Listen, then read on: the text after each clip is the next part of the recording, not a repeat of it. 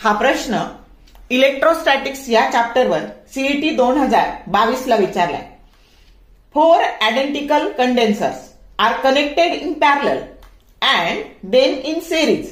The ratio of equivalent capacitance in series to that in parallel combination is option A 16:1, B 4:1, C 1:4 and D 1:16. आता condenser म्हणजेच capacitors पहिल्यांदा ते कसे जोडले तर पॅरलल मध्ये जोडले. मग त्याचा इक्विव्हॅलंट कपॅसिटन्स जर त्यांची कपॅसिटी इक्वल आहे म्हणजे त्यांची कपॅसिटी जर इक्वल असेल तर पॅरलल साठीचा फॉर्म्युला असतो CP that is equal to N into C, number of capacitance, आणि सी म्हणजे त्याच्या कपॅसिटीची व्हॅल्यू. मग आता ते किती आहेत? 4 आहेत, म्हणून सीपी बरोबर काय झालं 4C, याला म्हणून इक्वेशन नंबर 1. मग ते कपॅसिटर कसे जोडले? सेरीज मध्ये जोडले.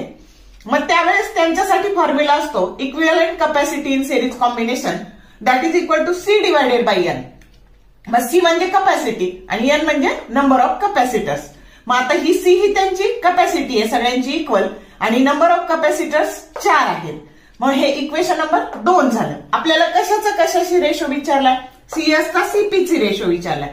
मग आता याची किंमत टाकली आपण C/4 आणि divided by 4C that is nothing but 1/4C. C cancel झाले आणि 1:16 हा तुमचा रेशो मिळाला, जो करेक्ट ऑप्शन डी आहे. आता इथं ट्रिक लक्षात घ्या. जर इथं 3 कपॅसिटर्स दिले असते ना आणि हा रेशो विचारला असता ना तर इथं 3 चा स्क्वेअर आला असता म्हणजे 1:9 आलं असतं. आलं लक्षात? जर 5 कपॅसिटर्स असते ना तर 1/5 चा स्क्वेअर म्हणजे 1/25 आलं असतं. 6 कपॅसिटर दिले असते ना तर 1/36 आलं असतं. ट्रिक कळली का? आणि उलट विचारलं CP/CS आलं असतं तर त्याच्या विरुद्ध म्हणजे इथं CP/CS विचारलं असतं तर फक्त डिरेक्टली जेवढे कपॅसिटर दिले त्याचा स्क्वेअर घ्यायचा म्हणजे 16:1 आलं असतं. ट्रिक समजली का? तुमचा कमी वेळात अभ्यास व्हावा म्हणून हे शॉर्ट व्हिडिओ बनवले. लाईक करा, शेअर करा, कमेंट करा.